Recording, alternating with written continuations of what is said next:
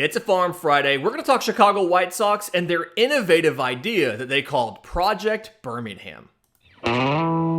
You are Locked On MLB Prospects, part of the Locked On Podcast Network, your team every day.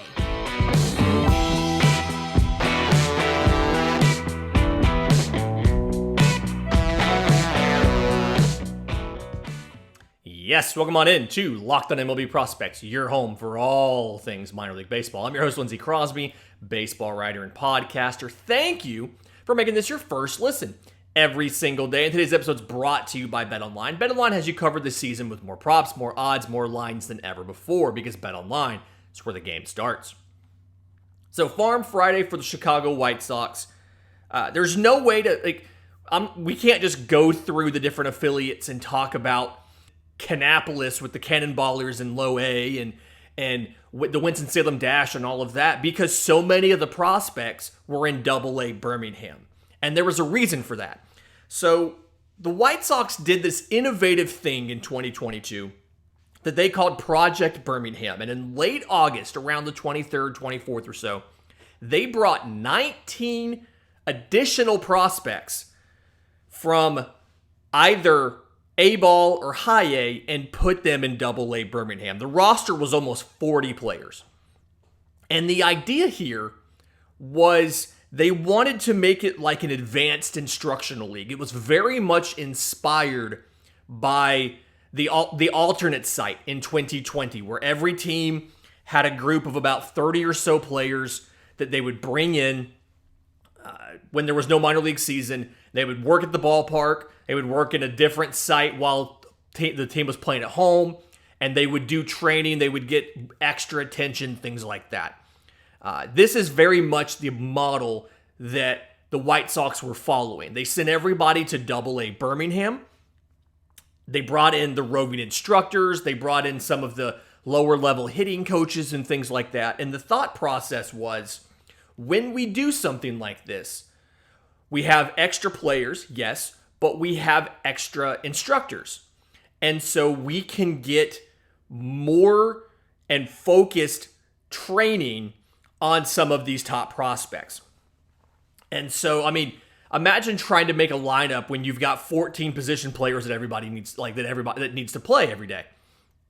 And so there's some obvious benefits. One, obviously, you can get small groups with these roving instructors versus them working with one guy in Kannapolis and then them having to travel to Charlotte to work with one guy there, etc. Like, you can get additional work in with more players because you're there. And they would typically take the field in pregame warmups about 45 minutes or an hour early. And they'd break everybody off into small groups and they'd cycle through different drills, having extra instructors there. Another interesting thing behind this is you can reduce the workloads on guys who are getting to their, whatever innings limit may be set or at-bat limit may be set at the end of the season, whether they were recently drafted in 2022 or they were guys who were still ramping up from having missed 2020. So there's a benefit there as well. You don't have to completely shut them down if they hit 100 innings, for instance, because rather than just shutting them down, you had the extra instructors there that could still go work with them on a bullpen, work with them on pitch selection or pitch development, things like that. And this is not new, everybody does this, but it gives your lower level prospects a taste of higher level competition. But what I like about this, having 14 position players, for instance, is it means that you don't have to just throw them in the deep end. If you run a pitcher out there and he has a rough first inning, he doesn't have to go 6 innings. He doesn't have to wear this. You have enough pitchers where you can give him a chance to work out of it. You can see if he can give you 2 or 3 more innings. And then you can pull him early because you've got extra guys in the bullpen to eat those innings that need innings. And so it gives you an opportunity to work on specific things and to give guys a taste of a different level of competition and more hands-on instruction than they would have gotten if they were on a roster in High A Winston-Salem with the same number of coaches that they always have. So I like the idea. What I don't like about Project Birmingham is it's not necessarily going to show up statistically, right?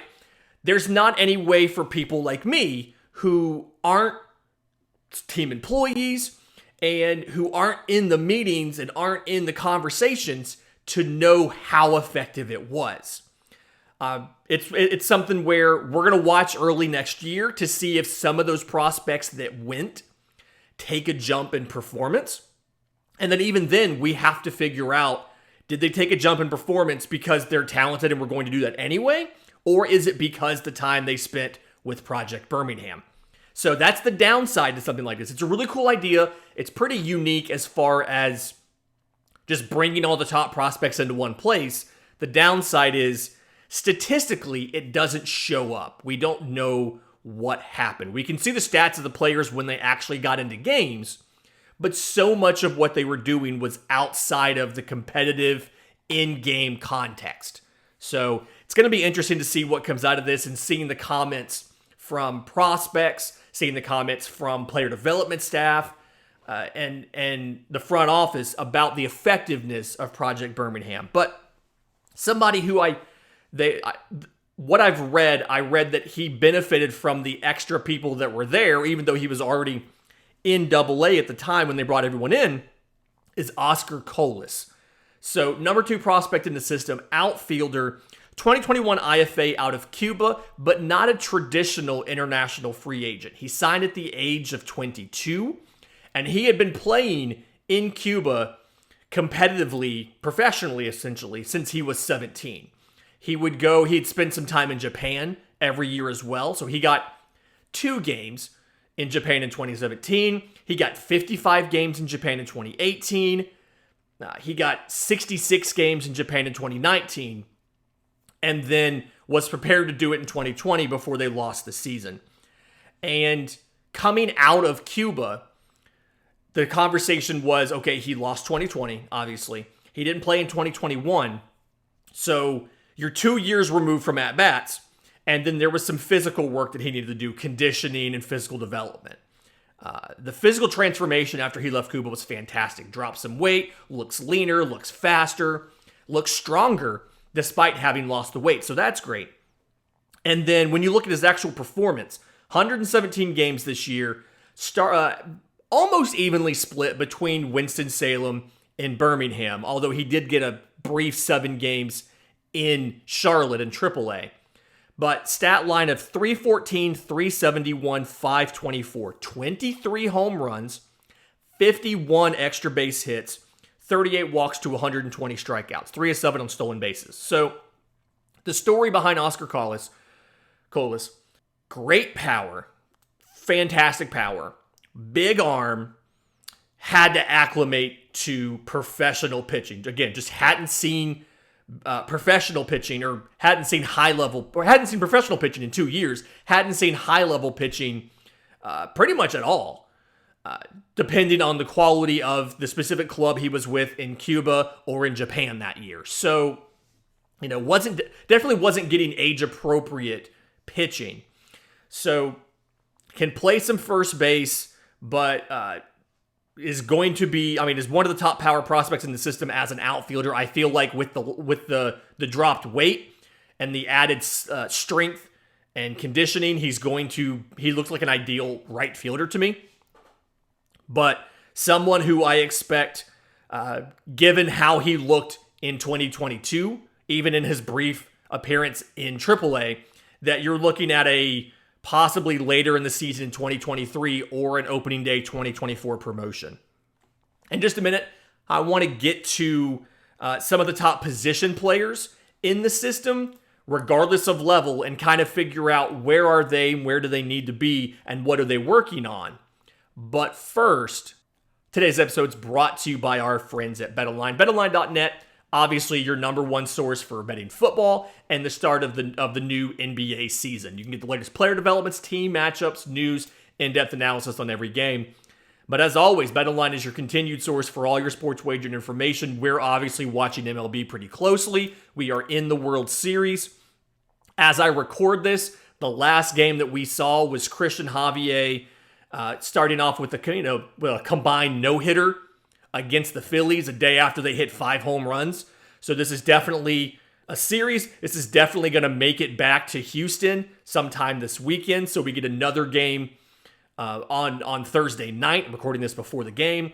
We should get a game at least on Saturday, if not also on Sunday. So BetOnline is the best source for live betting, up-to-the-minute scores, as well as the other stuff, MMA, boxing, golf, football, basketball, whatever. So head to the website today or use your mobile device to learn more about the trends in action, because BetOnline is where the game starts. Okay, so top prospects in this system. We already covered Oscar Colas. Number one prospect in the system right now is shortstop Colson Montgomery. So 2021 first rounder out of high school. A couple years away. He just hit age 20 this year. But started off in low A, moved up to high A on a standard progression, and then went to double A as part of Project Birmingham. Overall stats on the year, 96 total games, 274, 381, 429, 11 home runs, 30 extra base hits, 54 walks to 83 strikeouts, was 1-1 on stolen bases. So 96 games, 83 strikeouts, struck out less than once a game. We're happy with that. And then 54 walks compared to 83 strikeouts. So, more than half of his strikeout total in walks. So we're happy with the ratio there. When you actually watch him play, there's a couple questions about his future. And I don't mean is he going to make it or not? I mean exactly what the ceiling, exactly what the potential comes out to because of his size. He's 6'4". As we've seen with guys like an O'Neal Cruz, just being tall does not mean you can't stick at shortstop. But there's questions about as he continues to physically mature. Reminder, he just turned 20 this year. As he continues to physically mature, put on muscle, add a little bit of weight, does that slow him down to the point where he's going to have to move off of short? I don't think it will. He is probably one of the best athletes in the system and a good defender. He has the athleticism to play short, to stick it short. If he has to move, he has the arm to play third. So I feel comfortable about the outcomes there. You're not stuck moving him in to second base. You can move him out to third if you need to. Offensively, the height manifests itself in the swing. He's got those longer levers, a longer swing.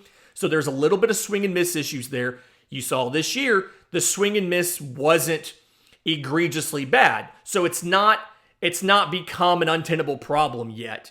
And I feel like he's athletic enough to adjust his body and his swing where that's not going to be an issue long term. He's got a good eye at the plate. That always helps. And then the power is coming in. He hit 4 home runs in 45 games in low A. He hit 5 home runs in 37 games in high A. His slugging hovered between, averaged about 440 between those two levels. His numbers got brought down because of his 14-game stint in Birmingham. He was there for more than 14 games. But again, they're rotating a lot of position players in, so he didn't play as much. And that's why he only came out with just under 100 games for the season. But looks to be like he's going to end up as at least an average hitter, above average power, and then obviously the defense above average. The arm is above average to plus, depending on when you catch it. Needs a little more consistency, but you're looking at like an above average power hitter here with good defense who, on that track, could end up being obviously not only a first division regular, but could contend for all-star games. So I like what I've seen from Colson Montgomery. The number 3 prospect in the system, Bryan Ramas. So 2018 IFA out of Cuba. You'll notice there's a lot of Cuban players in the system. The White Sox have done a particularly good job at establishing those relationships, at developing players from Cuba, as well as getting more players out of Cuba. So 120 games, and he was high A and then Birmingham. So he got promoted at the same time everybody else did into Birmingham. 120 total games, 266, 338, 455, 22 home runs, a total of 42 extra base hits, 45 walks to 86 strikeouts, 1-2 on stolen bases. So another guy, similar to Colson Montgomery, struck out less than once a game, and walks were about half the number of his strikeouts. So the ratio that we're kind of looking for there. When you watch him offensively, the swing isn't always ideal. The bat path, the plane, isn't always exactly where you want it optimally, but it's good enough to make quality contact. And then he's got the quick hands and the bat speed where the power can still show up. He can hit the ball to all fields with power.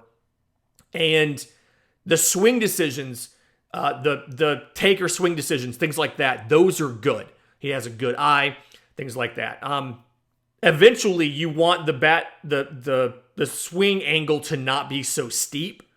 I mean, he's uppercutting sometimes, but right now it's still able to work for him because of just the sheer strength behind it and the bat speed. Bring that down a little bit, something they were working on with him in Project Birmingham.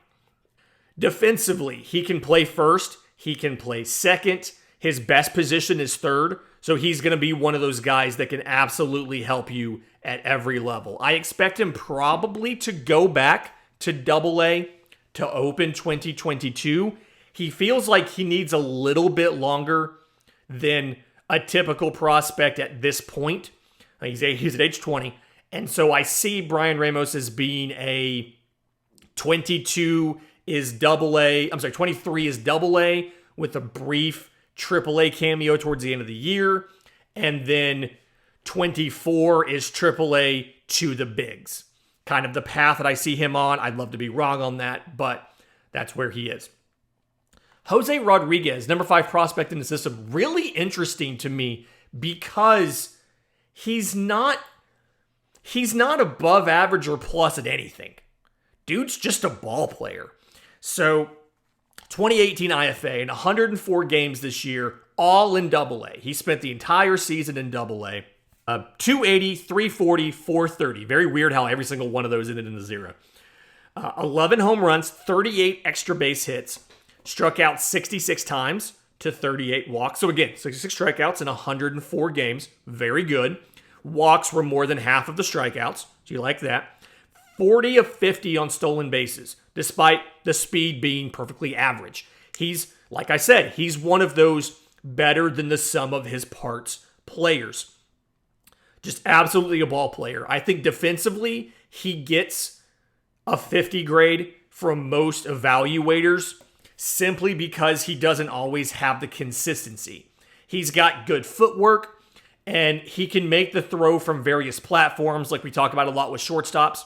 But he sometimes doesn't always have the body control to follow through correctly and have the proper form on the throw. The clock is good. He has a good understanding of how much time he has to field the ball and make the throw to first. It's just a little more consistency and a little more body control, I think, could take that tool to above average. The speed is average, but he's very good, again, with the timing and the understanding of when to take a base and when to go. And so that's why you see him with 40 stolen bases, but you see him caught 10 times. He just doesn't have the elite speed.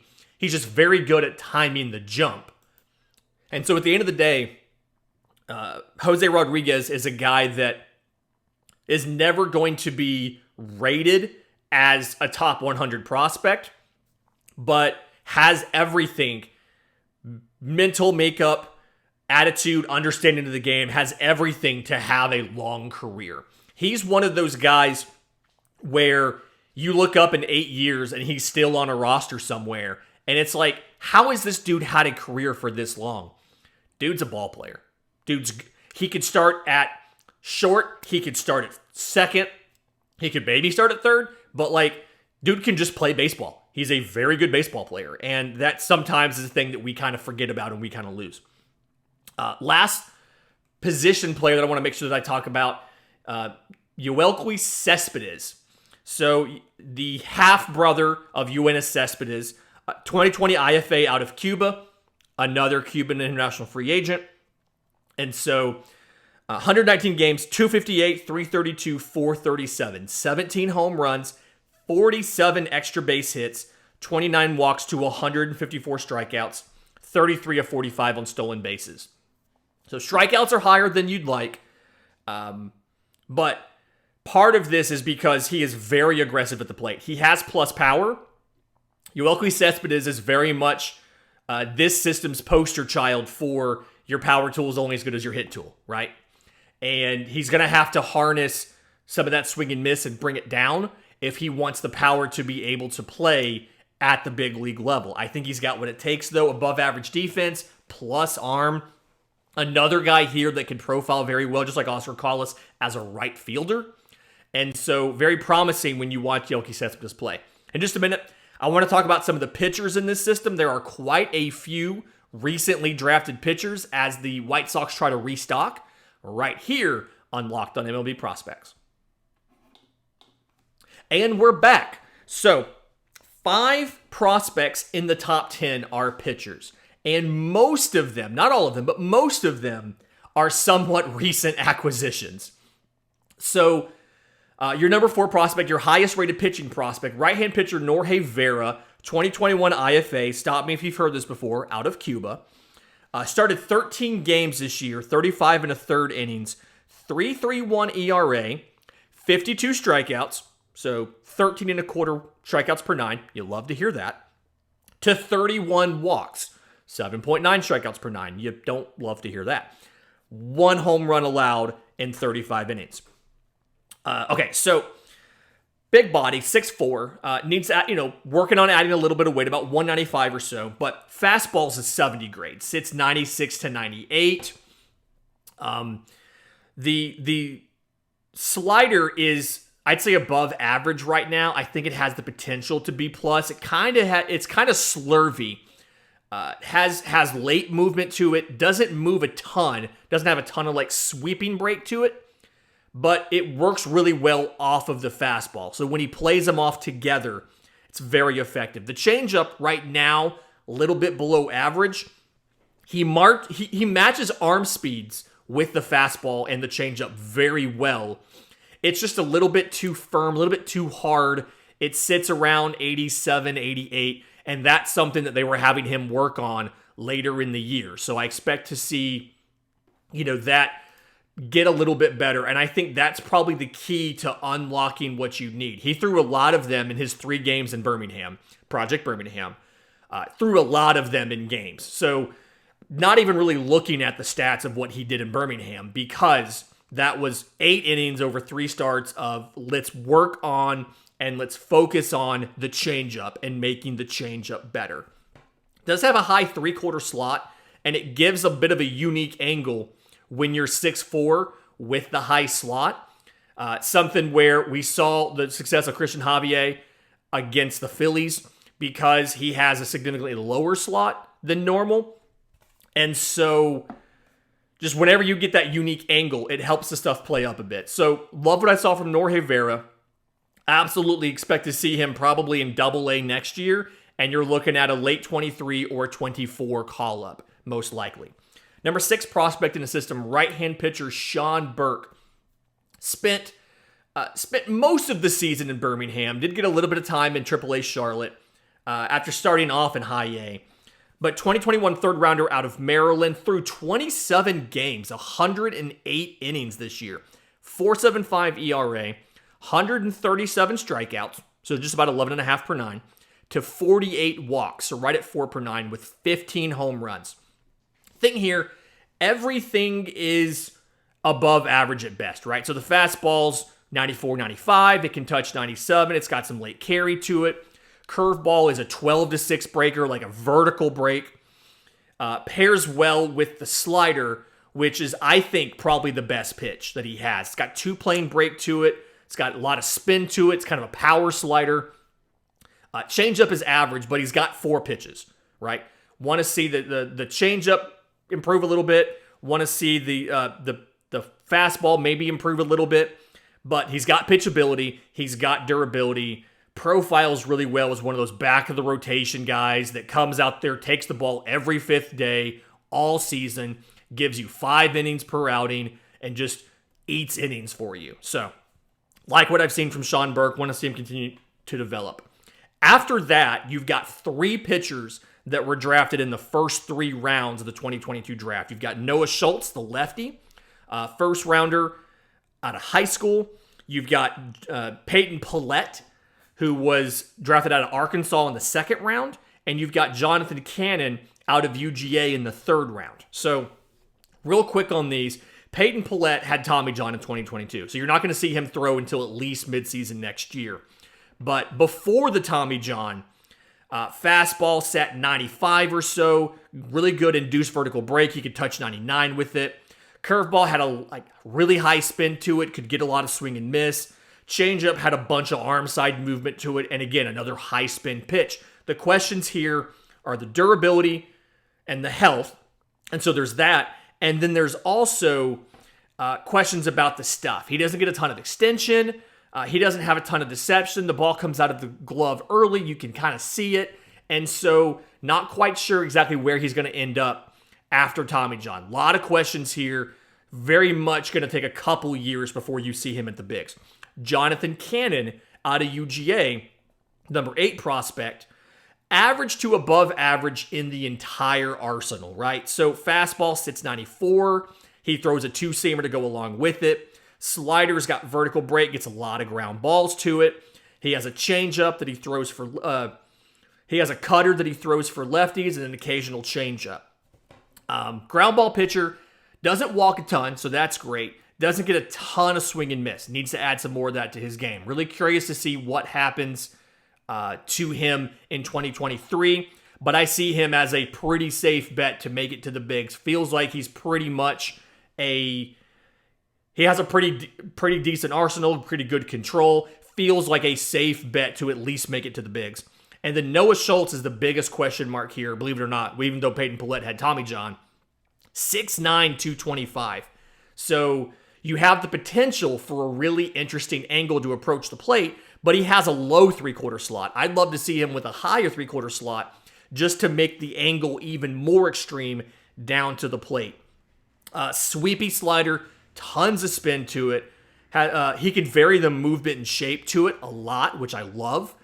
He can make it break more to get a swing and miss. He can make it break less to get a strikeout in the zone. Love that. Fastball sits high 90s.